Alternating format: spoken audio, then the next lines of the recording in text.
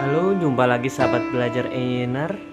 Pada kesempatan kali ini kita akan membahas atau berbagi tentang suatu simulasi sistem dari transmission line, mulai dari pembangkitan sampai transmisi hingga menuju ke beban pada sisi lainnya.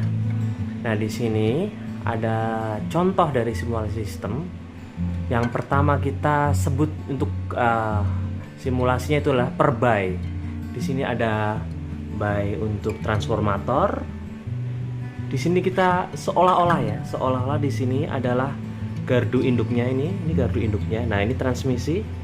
Nah, di sini gardu induknya. Selanjutnya akan disalurkan ke transmisi lain, yaitu menuju ke gardu induk lain, dan di sini akan menuju ke gardu induk lain yang terdapat trafo. Dan ini seolah-olah di sini adalah beban di sisi trafo level tegangan rendahnya atau LV.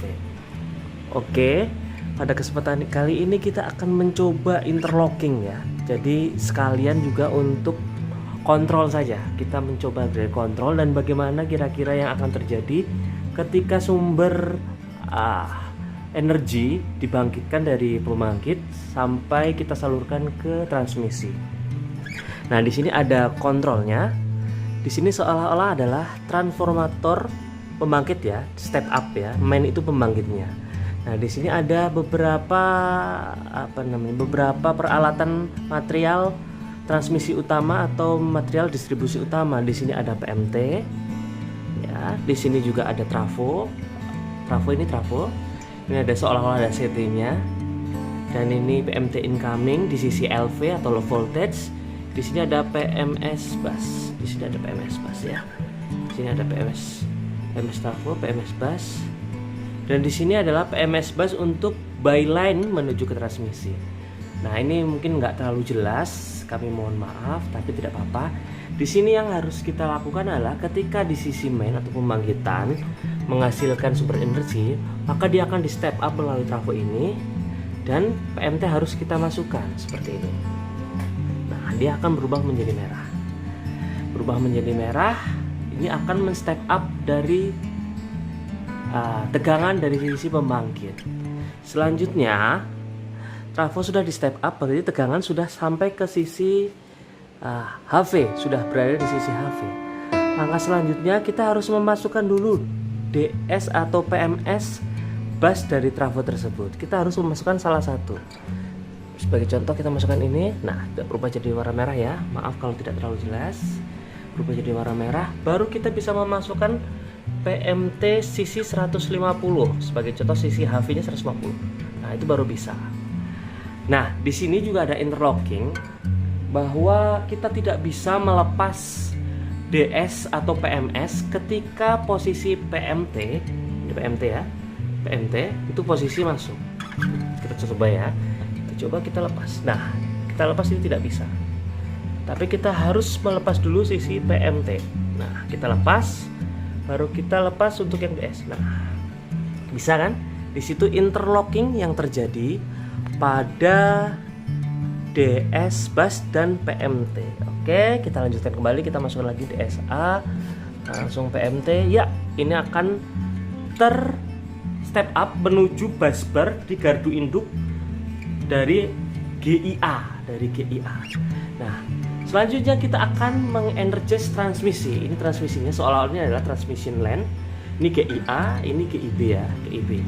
Nah, seolah-olah kita akan mengenergize transmission line dari substation A atau gardu induk A menuju gardu induk B. Jadi langkahnya adalah di sini ada beberapa peralatan yang harus kawan-kawan ketahui, yaitu adalah tetap ada PMS bus, terus ada PMT line, selanjutnya juga ada PMS line atau DS line. Nah, di sini ada lambangnya current transformer dan juga gambarnya potential transformer. Oke. Untuk urutan yang harus kita lakukan adalah kita harus memasukkan 2 DS pengapit dari PMT, yaitu DS bus dan juga DS line. Karena tadi kita masukkan di DS bus A, berarti yang terisi adalah bus bar A, sehingga harus kita masukkan untuk DS bus A dari dari byline tersebut. Kita masukkan, berubah menjadi PMT, berubah menjadi merah yang artinya masuk. Selanjutnya kita coba harus memasukkan PMS line. Nah, berubah jadi merah artinya masuk. Nah, baru kita bisa memasukkan PMT line yang ada. Nah, ketika kita sudah memasukkan PMT line, maka di sini seolah-olah kita sudah mengirim tegangan dari GIA menuju GIB. Ini namanya line charging atau mengisi tegangan pada transmission line tersebut. Oke, kita akan belajar interlocknya lagi untuk yang PMS line. Sama seperti yang PMT line maksudnya pada byline tersebut. Seperti pada trafo, kita tidak bisa melepas PMS apabila PMT sudah dalam kondisi masuk. Kita lepas. Nah, ini tidak bisa kita lepas. PMS line juga tidak bisa lepas. Kita harus melepas dulu PMT line, baru kita bisa melepas. Nah, seperti itu. Ya, oke.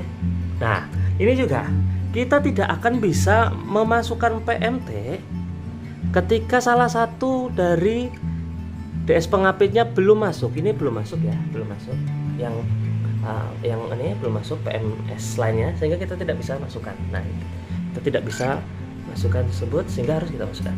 Baru kita bisa masukkan. Oke, itu sudah, maka akan terenergize sampai sisi gardu induk yang selanjutnya, gardu B. Nah, sama juga urutannya.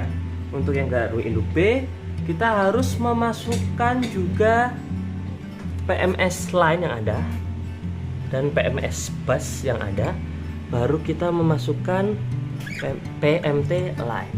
Oke, sudah masuk, sehingga bus bar dari GIB sudah terisi tegangan, sehingga kita tinggal mengenergize trafo. Yang sebagai contoh ini misalnya adalah menuju ke pelanggan atau ke konsumen di sisi 20 kV. Selanjutnya akan disebarkan ke jaringan distribusi tegangan menengah.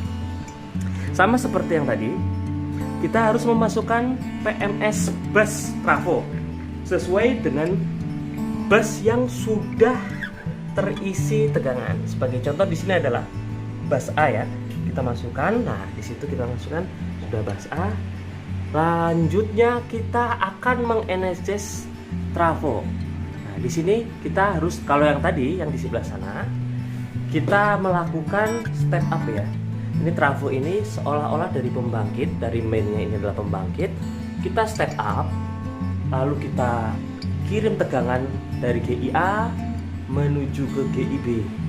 Nah, di GIB di sini seolah-olah kita akan memberi beban. Jadi kita akan men-step down dari tegangan 150 ke 20 kV.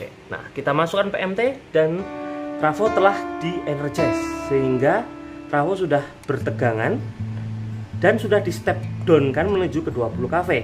Sehingga kita tinggal memasukkan PMT incoming 20 kV. Nah, untuk tersebut sehingga sudah menuju ke kubikel 20, sudah menuju ke bus bar di kubikel 20 kV. Dan siap untuk didistribusikan melalui jaringan tegangan menengah yang biasa teman-teman temui di jalan-jalan tiang-tiang jaringan tegangan menengah. Oke, mungkin itu saja yang dapat kita sampaikan. Semoga bermanfaat.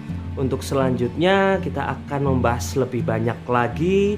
Di sini banyak sekali relay yang fungsinya pun berbeda-beda dan berbagai merek yang ada. Nanti kita bahas lagi. Semoga bermanfaat dan jangan lupa komen apabila ada pertanyaan, share jika teman-teman merasa bermanfaat dan dapat memberi pengetahuan kepada orang lain. Dan kita juga tunggu untuk respon dari teman-teman. Apabila ingin memberikan materi yang ingin disampaikan, kita akan bantu untuk upload dan sebarluaskan ke teman-teman. Oke, itu saja. Sampai jumpa di kesempatan yang lain. Goodbye.